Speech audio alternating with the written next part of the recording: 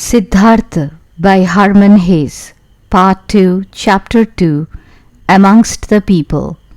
Siddhartha went to see Kamaswami the merchant and was shown into a rich house.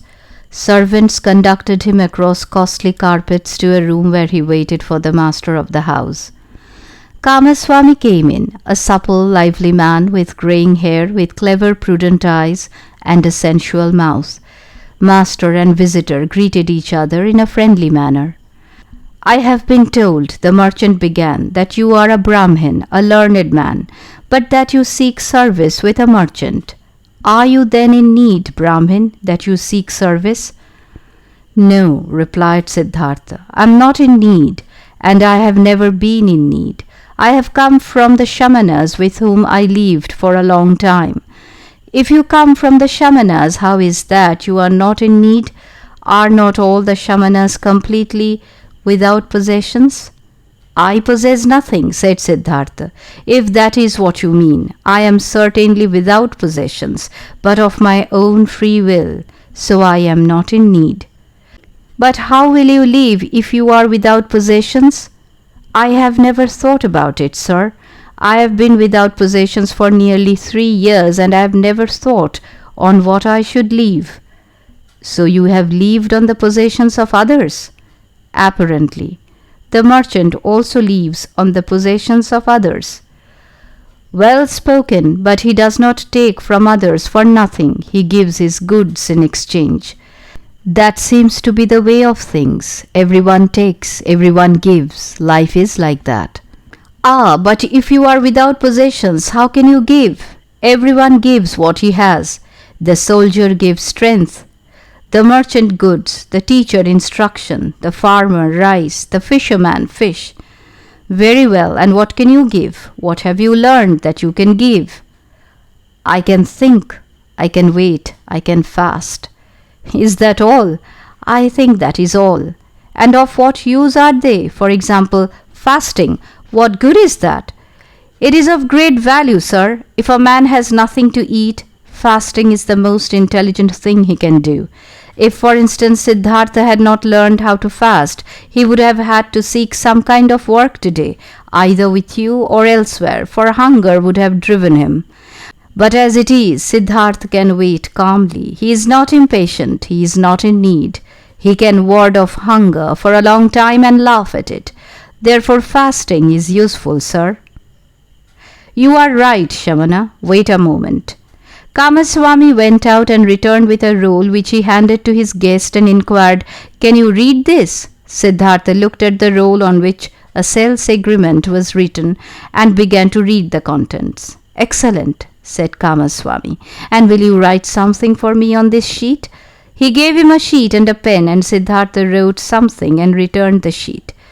Kamaswami read, "Writing is good, thinking is better, cleverness is good, patience is better." "You write very well," the merchant praised him. "We shall still have plenty to discuss, but today I invite you to be my guest and to live in my house." Siddhartha thanked him and accepted. He now lived in the merchant's house. Clothes and shoes were brought to him, and a servant prepared him a bath daily. Splendid meals were served twice a day, but Siddhartha only ate once a day, and neither ate meat nor drank wine. Kamaswami talked to him about his business, showed him goods and warehouses and accounts. Siddhartha learned many new things.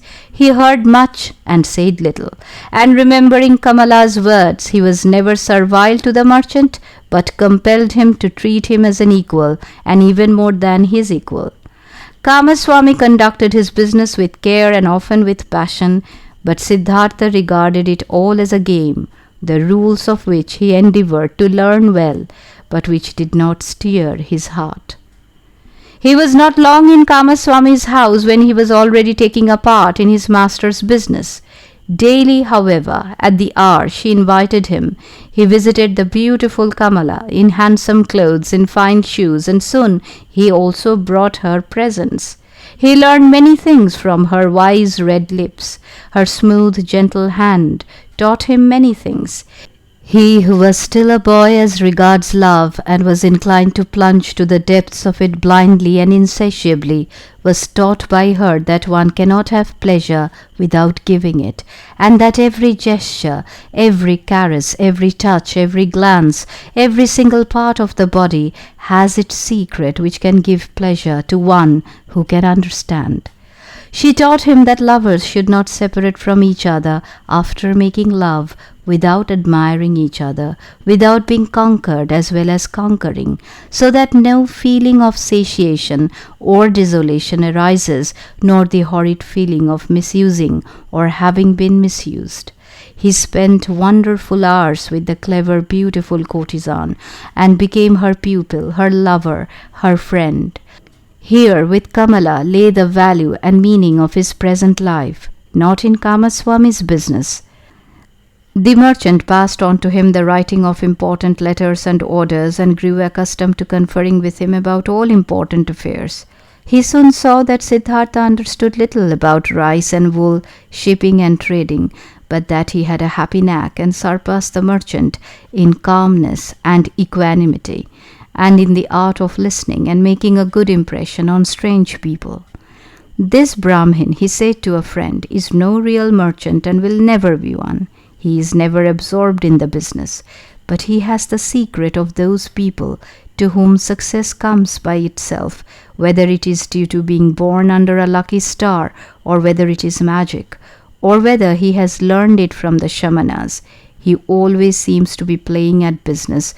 It never makes much impression on him. It never masters him.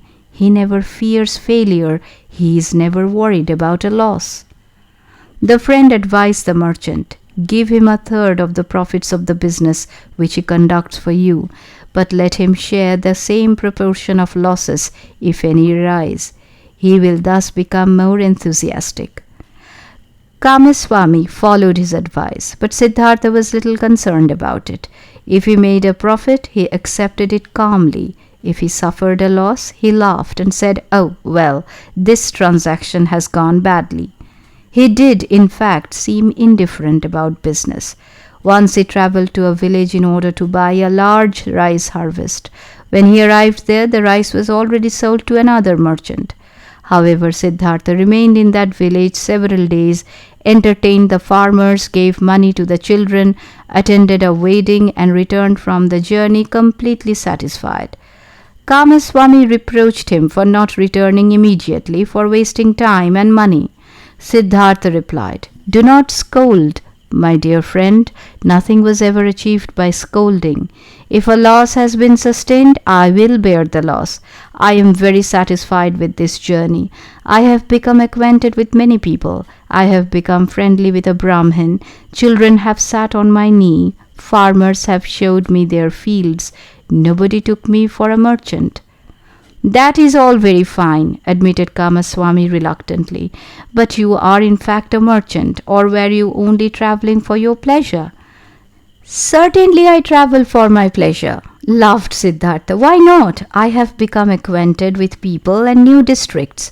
I have enjoyed friendship and confidence. Now, if I had been Kamaswami, I should have departed immediately, feeling very annoyed when I saw I was unable to make a purchase, and time and money would indeed have been lost.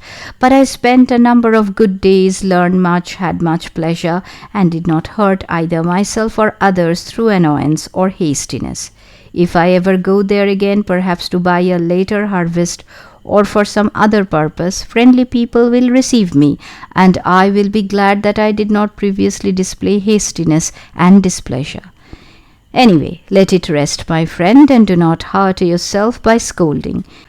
If the day comes when you think this Siddhartha is doing me harm, just say one word and Siddhartha will go on his way. Until then, however, let us be good friends."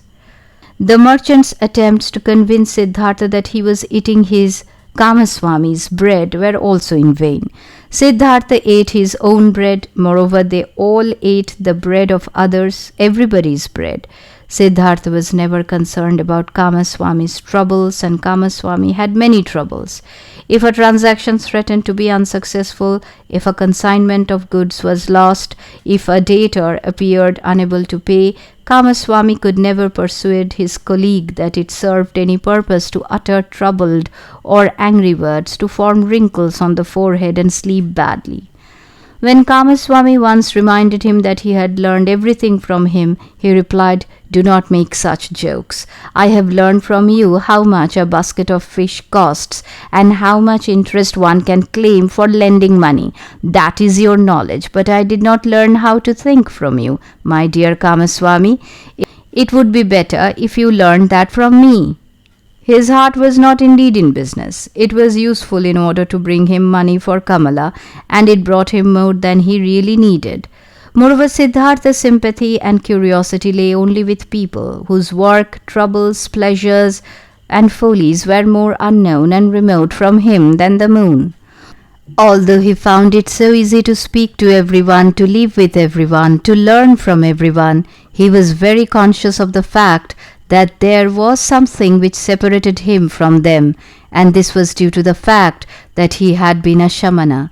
He saw people living in a childish or animal-like way, which he both loved and despised.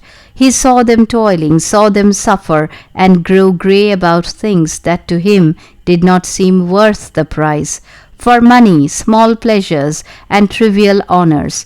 He saw them scold and hurt each other. He saw them lament over pains at which the shamana laughs, and suffer at deprivations which a shamana does not feel. He accepted all that people brought to him. The merchant who brought him linen for sale was welcome. The debtor who sought a loan was welcome. The beggar was welcome who stayed an hour telling him the story of his poverty, and who was yet not as poor as any shamana. He did not treat the rich foreign merchant differently from the servant who shaved him, and the peddlers from whom he bought bananas, and let himself be robbed of small coins. If Kamaswami came to him and told him his troubles or made him reproaches about a transaction, he listened curiously and attentively, was amazed at him, tried to understand him, conceded to him a little where it seemed necessary, and turned away from him to the next one who wanted him. And many people came to him, many to trade with him, many to deceive him, many to listen to him, many to elicit his sympathy, many to listen to his advice. He gave advice, he sympathized, he gave presents, he allowed himself to be cheated a little, and he occupied his thoughts with all his game and the passion with which all men play it, as much as he had previously occupied his thoughts with the gods and Brahman. At times he heard within him a soft, gentle voice which reminded him quietly, complained quietly, so that he could hardly hear it. Then he suddenly saw clearly that he was leading a strange life, that he was doing many things that were only a game, that he was quite cheerful and sometimes experienced pleasure, but that real life was flowing past him and did not touch him. Like a player who plays with his ball, he played with his business, with the people around him, watched them, derived amusement from them, but with his heart, with his real nature, he was not there. His real self wandered elsewhere, far away, wandered on and on invisibly, and had nothing to do with his life. He was sometimes afraid of these thoughts and wished that he could also share their childish daily affairs with intensity, truly to take part in them, to enjoy and live their lives instead of only being there as an onlooker. He visited the beautiful Kamala regularly, learned the art of love, in which, more than anything else, giving and taking become one. He talked to her, learned from her, gave her advice, received advice. She understood him better than Govinda had once done. She was more like him.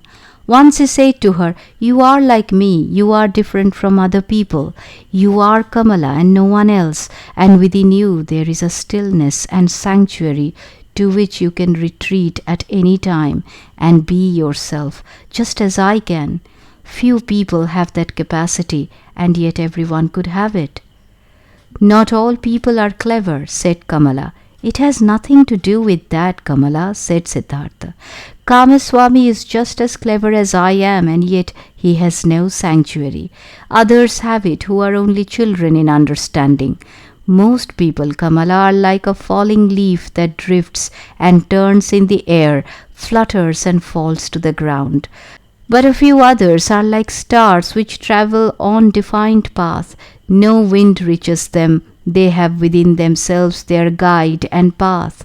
Among all the wise men, of whom I knew many, there was one who was perfect in this respect. I can never forget him. He is Gautama, the illustrious one who preaches this gospel. Thousands of young men hear his teachings every day and follow his instructions every hour, but they are all falling leaves. They have not the wisdom and guide within themselves. Kamala looked at him and smiled. You are talking about him again, she said. Again you have Shamana thoughts. Siddhartha was silent and they played the game of love, one of the 30 or 40 different games which Kamala knew. Her body was as supple as a jaguar and a hunter's bow. Whoever learned about love from her learned many pleasures, many secrets. She played with Siddhartha for a long time, repulsed him, overwhelmed him, conquered him, rejoiced at her mastery until he was overcome and lay exhausted at her side. The courtesan bent over him and looked long at his face, into his eyes that had grown tired. You are the best lover that I have had, she said thoughtfully. You are stronger than others, more supple, more willing. You have learned my art well, Siddhartha. Some day when I am older, I will have a child by you. And yet, my dear, you have remained a Shamana. You do not really love me. You love nobody. Is that not true? Maybe, said Siddhartha warily. I am like you. You cannot love either. Otherwise, how could you practice love as an art? Perhaps people like us cannot love. Ordinary people can. That is their secret.